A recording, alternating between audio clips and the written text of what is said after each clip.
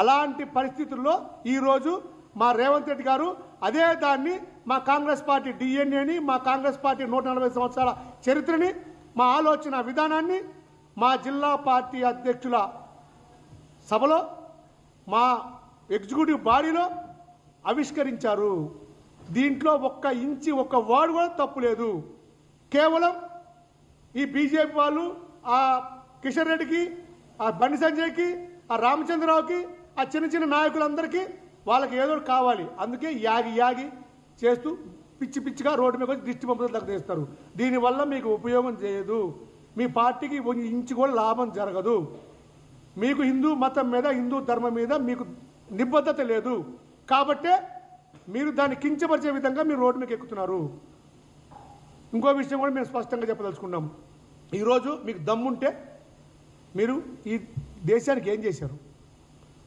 ఈ దేశంలో కాంగ్రెస్ పార్టీ, ఈ రాష్ట్రంలో కాంగ్రెస్ పార్టీ ఈరోజు 2 సంవత్సరాలు పూర్తి చేసుకొని మా ముఖ్యమంత్రి గారి నాయకత్వంలో ఈ ప్రజాపాలన, ఈ సమిష్టి పరిపాలన ఒక మైలురాయిని చేరుకోబోతుంది.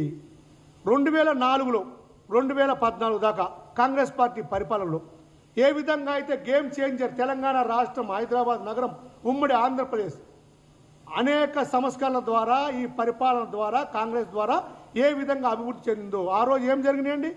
రింగ్ రోడ్డు, మెట్రో, అంతర్జాతీయ విమానాశ్రయం శంషాబాదు, ఉచిత విద్యుత్తు, ఆరోగ్యశ్రీ, ఫీజు రియంబర్స్మెంటు, అనేక నీటిపారుదల ప్రాజెక్టులు. ఆ 10 సంవత్సరాల్లో కాంగ్రెస్ పార్టీ చేసిన పరిపాలన ఈరోజు అభివృద్ధికి ఒక పెద్ద మెట్టులాగా నిలబడింది. అదేవిధంగా ఈరోజు మా రేవంత్ రెడ్డి గారి పరిపాలన సన్నబియ్యం మొదలుకొని, ఉద్యోగ నియామకాలు మొదలుకొని, మేమేం చెప్తున్నామంటే ఈరోజు రేవంత్ రెడ్డి గారి పరిపాలన స్కిల్ యూనివర్సిటీస్ కావచ్చు, స్పోర్ట్స్ యూనివర్సిటీస్ కావచ్చు, ఇంటిగ్రేటెడ్ స్కూల్స్ కావచ్చు, విద్యా నియామకాలు కావచ్చు, విద్యా విధానం కావచ్చు, పారిశ్రామిక విధానం కావచ్చు, ఈరోజు 4th సిటీ భారత ఫ్యూచర్ సిటీ కావచ్చు, ఈ నిర్మాణాలు త్రిబుల్ ఆర్ కావచ్చు, ఈరోజు సన్నబియ్యం సామాన్లు తినటం కావచ్చు, మహిళలు కోటీశ్వరం చేయడం కావచ్చు, ఉచిత బస్సు కావచ్చు, ఇవన్నీ కూడా మళ్ళీ భవిష్యత్తు 10 సంవత్సరాల వరకు ఈ తెలంగాణ రాష్ట్రాన్ని కాంగ్రెస్ పార్టీ చేతిలో సురక్షితంగా, భద్రంగా ఉంచుతున్నారు ప్రజలు. ఆ నమ్మకం, విశ్వాసంతో ముఖ్యమంత్రి గారు చెప్తున్నారు. మీరు దమ్ముంటే దీని మీద చర్చకు రండి. మీరు ఈ రాష్ట్రానికి ఏం చేశారు? మీరు ఏం డబ్బులు తెస్తారు? త్రిపుల్ ఆర్కి, కిషన్ రెడ్డి గారికి, బండి సంజయ్ గారికి, రామచంద్రకి సభాముఖంగా ఛాలెంజ్ చేస్తున్నాం. మీకు దమ్ముంటే త్రిపుల్ ఆర్కి మీరు ఏమి ఇస్తున్నారు? అదేవిధంగా ప్రతి ప్రాజెక్టుకి, మూసీ ప్రక్షాళనకు ఏమిస్తున్నారు? మెట్రో విస్తరణకు ఏమిస్తున్నారు? మీరు చెప్పండి. లేకపోతే ఇంకో పని చేయండి.